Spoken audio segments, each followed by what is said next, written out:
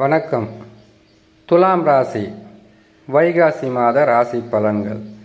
துலாம் ராசிக்காரர்களுக்கு கிரகங்கள் தரக்கூடிய பலன்கள் வைகாசி மாதத்தில் தடைகளும் கஷ்டங்களும் அதிகமாக இருந்தால் அதிலிருந்து மீண்டு வரக்கூடிய பரிகாரங்களுடன் பலன்கள் சொல்லப்படும். கேட்டு பயன்பெறலாம். அதற்கு முன்பதாக சந்திராஷ்டம தினங்களை தெரிந்து கொள்வது மிகவும் உதவியாக இருக்கும். எதற்காகன்னு கேட்டிங்கன்னாக்கா, சந்திரன் 8ஆம் இடத்தில் சஞ்சாரம் செய்யக்கூடிய 2.25 நாட்கள் என்பது மிகவும் கவனமாக இருக்கக்கூடிய நாட்களாக இருக்கும். காரணம், சந்திரன் மனோகாரகன் 8ஆம் இடத்தில் மறையும் போது கிரகங்களும் பாதங்க நிலையில் அமர்ந்துவிட்டால் குழப்பங்களும் நஷ்டங்களும் கஷ்டங்களும் தேவையில்லாத பிரச்சனைகளாக இருக்கும் என்பதற்காக உங்களுக்கு முன்னெச்சரிக்கையாக சொல்லக்கூடிய நாட்கள் இந்த சந்திராஷ்டம நாட்கள். சரி, சந்திராஷ்டம தினங்களை பார்க்கலாம். துலாம் ராசிக்காரர்களுக்கு சந்திராஷ்டம தினங்களாக 4/6/2024 வைகாசி மாதம் 22ஆம் தேதி செவ்வாய்க்கிழமை இரவு 4:14 ரிஷபராசியில் சந்திர பகவான் சஞ்சாரம் செய்யும் போது துலாம் ராசிக்காரர்களுக்கு சந்திராஷ்டம தினம் ஆரம்பமாகும். இந்த நாட்களில் புதிதாக தொழில் தொடங்கக்கூடாது, புதிதாக ஊர் பிரயாணம் செல்லக்கூடாது, யாரிடமாவது வாக்குவாதத்தில் ஈடுபடக்கூடாது, முக்கியமாக கொடுக்கல் வாங்கலில் ஈடுபடக்கூடாது, வண்டி வாகனங்களில் வேகமாக செல்லக்கூடாது. இதை 2.25 நாட்கள் தவிர்த்தால் பெரிதளவு பாதகம் இல்லாமல் நல்ல நிலையில் இருக்கும். சந்திராஷ்டம தினங்களிலிருந்து விடுபடக்கூடிய நாட்களை பார்க்கலாம். 7/6/2024 வைகாசி மாதம் 25ஆம் தேதி வெள்ளிக்கிழமை காலை 9:11 மிதுன ராசியில் சந்திர பகவான் சஞ்சாரம் செய்யும் போது சந்திராஷ்டம தினங்களிலிருந்து விடுபடக்கூடிய நாட்களாக இருக்கும். இம்மாதத்தில் கிரகங்கள் தரக்கூடிய பலன்களை பற்றி பார்க்கலாம். துலாம் ராசிக்காரர்களுக்கு சனி பகவான் 5ஆம் இடத்தில் இருப்பது, பூர்வ புண்ணியஸ்தானத்தில் அமர்ந்திருப்பது நற்பலன்களா தீய பலன்களா என்றால் பெரிதளவு பாதகமும் இல்லாமல் சாதகமும் இல்லாமல் நிலையில்தான் சனி பகவான் அமர்ந்திருக்கிறார். இருந்தாலும் சனி பகவான் 5ஆம் இடத்தில் இருக்கும்போது பூர்வ புண்ணியத்தால், உறவால், சொந்தத்தால், நட்பால் சில பிரச்சனைகள் வரலாம். அதுக்கும் காரணம் குரு 8இல் மறைந்திருப்பது தான் காரணமாக இருக்கும். ஆகையால் துலாம் ராசிக்காரர்கள் இப்பொழுது இருக்கக்கூடிய கிரக நிலைகளை வைத்து பார்க்கும்போது வைகாசி மாதத்தில் பரிகாரங்கள் செய்வதன் மூலியமாக நற்பலன்களை பெறலாம். பரிகாரங்களை பதிவின் கடைசியில் சொல்லப்படும். கேட்டு பயன்பெறலாம். ராகு பகவான் 6ஆம் இடத்தில் செவ்வாயுடன் சேர்ந்திருப்பது வீணான கலகம், வீணான குழப்பம், வீணான எதிர்ப்பு, வீணான பிரச்சனைகள், கணவன் மனைவிக்குள்ளும் சரி மற்றவர்களிடையிலும் சரி சில பிரச்சனைகள் வரும். பொறுமையாக இருந்தால் பெரிதளவு பாதகத்தை தராது. பாவ கிரகங்கள் 6ஆம் இடத்தில் இருந்தால் பெரிதளவு நன்மைகள் கிடைக்கும் என்பது ஜோதிட விதி. ஆனால் பாவ கிரகங்கள் அமர்ந்த ராசியினுடைய அதிபதி உங்களுக்கு 8ஆம் இடத்தில் அமர்ந்திருப்பது கஷ்டத்தை கொடுக்கும். எந்த கிரகங்கள் எந்த ராசிகளில் அமர்ந்து இருக்கிறதோ அந்த ராசியினுடைய அதிபதி என்று சொல்லக்கூடிய குரு பகவான் 8இல் இருப்பதனால் சில பிரச்சனைகள் வரும். பொறுமையாக இருங்கள். இன்னும் சில மாதங்கள் மட்டும்தான். புதனும் துலாம் ராசியினுடைய அதிபதியும் சுக்கிர பகவானும் இணைந்து 7ஆம் இடத்தில் இருப்பது நீங்கள் நினைத்தது, இது நம்ம செய்து முடிக்கணும்னு நினைக்கிறீங்க இல்லையா, அது சிறிது தாமதமாகும். இதெல்லாம் போய் நடக்க போதா, எப்போ நடக்கிறதுன்னு யோசிக்கிறீங்க இல்லையா, அது உடனுக்குடனாக நடக்கிறதுக்குண்டான வாய்ப்புகள் இருக்கும்.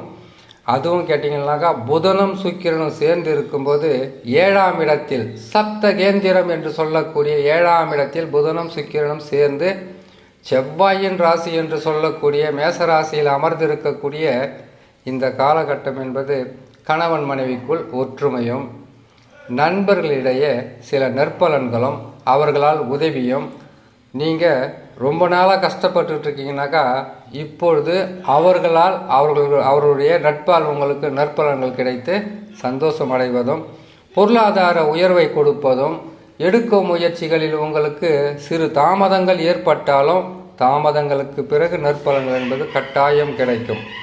அடுத்ததாக சூரியனும் குருவும் இணைந்து 8ஆம் இடத்தில் இருப்பது பாதகத்தை தரும். இதற்கு தான் பரிகாரம் செய்யணும். ஏன்னு கேட்டீங்கன்னாக்கா 8ஆம் இடத்தில் குரு பகவான் அமர்ந்து விட்டாலே எத்தனை பாதகம் தெரியுங்களா? உங்களுக்கு துலாம் ராசிக்காரர்களுக்கு தனுசு ராசி 3ஆம் அதிபதியும் மீன ராசி 6ஆம் அதிபதியும் சொல்லக்கூடிய குரு பகவான் 8லே மறைவது. 8லே மறையும் போது பொருளாதாரத்தில் பின்னடைவு, சுப நிகழ்ச்சிகளில் தடை, எடுக்கின்ற முயற்சிகளில் சில நேரங்களில் முட்டுக்கட்டைகள் இருக்கும், எதிர்ப்புகள் அதிகரிக்கும். வருமானம் என்பது பெரிதளவு சொல்ல முடியாது.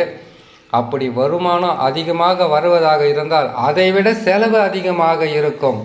பேசும் வார்த்தையில் மிகவும் கவனமாக இருக்கணும். தவறி பேசுகின்ற வார்த்தை கூட சில நேரங்களில் உங்களுக்கு பாதகத்தை கொடுத்துவிடும். ஏன்னு கேட்டிங்கன்னாக்கா குரு பகவான் ஒரு சுபகிரகம். அது மட்டும் இல்லை, பொருளாதாரத்தின் அதிபதி.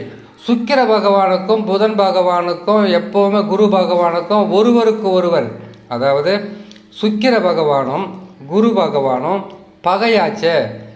அந்த கிரகம் பாதகத்தில் அமரும் போது சாதக பலன்கள் வராதான்னு கேட்டாக்கா அது உங்கள் சொந்த ஜாதகத்தில் அப்படி இருந்தால் பரவாயில்லை.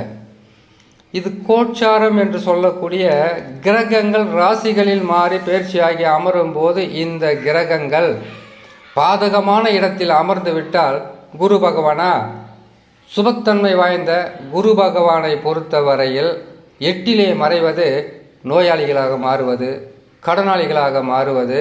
உடம்புல சின்ன நோய் தான் இருக்கும், ஹாஸ்பிட்டலுக்கு போனால் ஒரு பயத்தை காட்டுவாங்க பாரு, இன்னவோ நடக்கிற மாதிரி நம்மளுக்கு ஒரு பயத்தை காட்டி அனுப்பிடுவாங்க. ஏன்னா 8ல் குரு மறையிறது.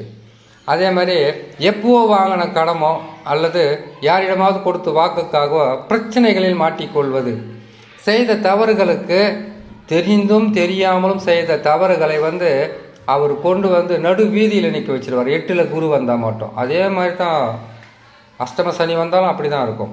அஷ்டமத்தில் கிரகங்கள் வரும்போது மிக கவனமாக இருக்கணும். ஒரு 2.25 நாள், இந்த 2.25 நாள் சந்திர பகவான் சந்திராஷ்டமம் வரும்போது மனுஷனை பல வகையில் ஆட்டி படைத்து விடுவார். குரு பகவானே மறையும் போது மிக கவனமாக இருக்கணும்.